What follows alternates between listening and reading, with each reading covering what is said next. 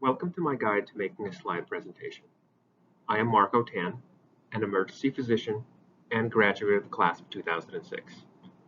This presentation will introduce you to some fundamental tools to making a good slide presentation. The content of this presentation comes from a combination of my clinical teaching experience, small business experience, and experience in pharmaceutical communications. Why are these skills good for you to have? Slide presentations will follow you throughout your career, from the level of a student, to a resident, to a fellow, and even into attendinghood. You will likely find yourself putting together presentations at each level. It is to your advantage to understand a few basics of this skill early on. I am going to introduce some concepts and tools that are not systematically taught in medical training. Some of you may get this, and even more, if you have the right teachers and mentors, but these skills are generally not taught in medical school or in residency. These basic skills are the foundation upon which you can build more advanced presentation skills. If you need to or want to pursue those advanced skills, you are well served by having a good grasp of the basics that I will show you here. However, do not underestimate how these basic skills can apply to a wide range of content that you may need to present in the future. There are generally two different styles of presentation. One, the slides supplement you. Two, you supplement the slides. In general, try not to mix these two separate styles within the same presentation. As I mentioned before, in one style, the slides supplement you. These slides have minimal content, maybe just a few words, a diagram, or a picture.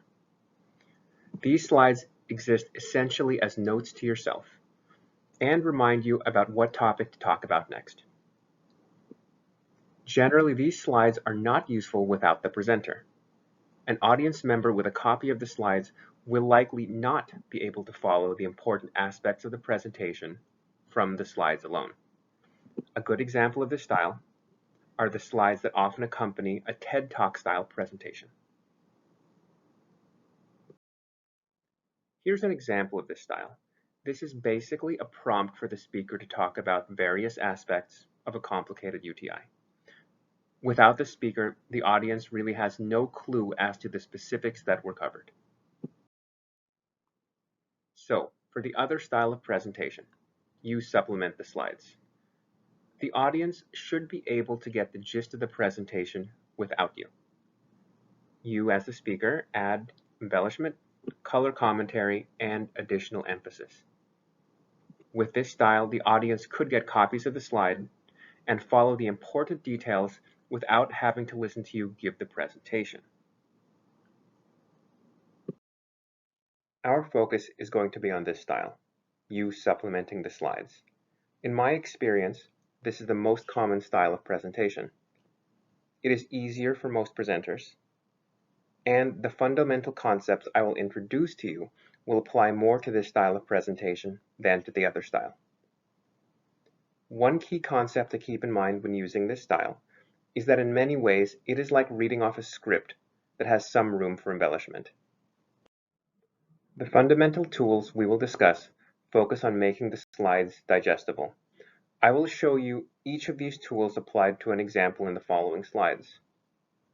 The first tool is make one main point per slide, with the content in the slide supporting and expanding on that point. Second is make the main point of the slide the title of that slide. This will help you anchor your audience's attention on the point you want to make with that particular slide. Third, focus your audience's attention with call-out boxes. Fourth, use font that is large and easy to read. Remember that the ultimate goal of all of these tools is to make your slides easy for the audience to understand and mentally digest. We are going to build upon the example we gave earlier on the slide discussing complicated UTIs. The content below the title is essentially a script we can read off of. We will be applying the concepts we just listed to this example. Here we apply the first and second tools. First, making one main point per slide that the rest of the content builds upon. In this case that complicated UTIs are a stark contrast to simple UTIs. And second, we make that main point the title. Remember that these two tools help anchor the audience's mind in the specific main point that you want to make. Next, we apply the tool of using callout boxes.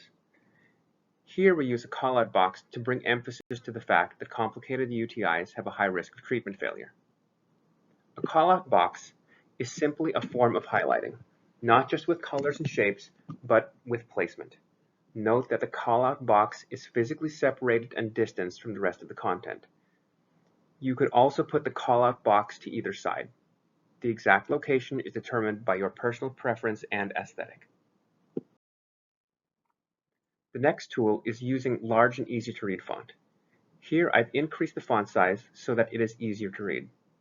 As a rule of thumb, if you think your font size is too small, it probably is.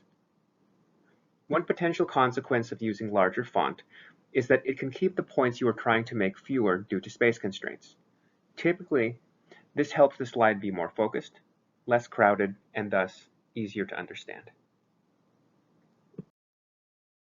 Additional fundamental tools that I will show you help the presentation as a whole to be more cohesive beyond just the individual slide.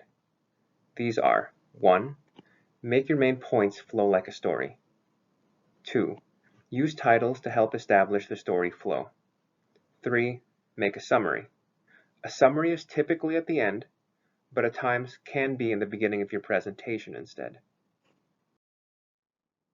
In the following example, we expand on our previous complicated UTI example. For these slides, focus mainly on the titles, how they are the main points of this mini presentation, and how they flow together into a short narrative. This first slide of 3, as you can see, describes simple UTIs. It is followed by the second slide, which we have used before, which describes complicated UTIs in contrast to simple ones. Finally, the third slide connects complicated UTIs to sepsis. Although there are certainly other ways to arrange the flow of the content, these 3 slides demonstrate one way to have the content progress in a logical manner, as if you were building a story. Lastly, we make a summary. Here we take the main points that we want our audience to take away from our presentation and list them as a reminder.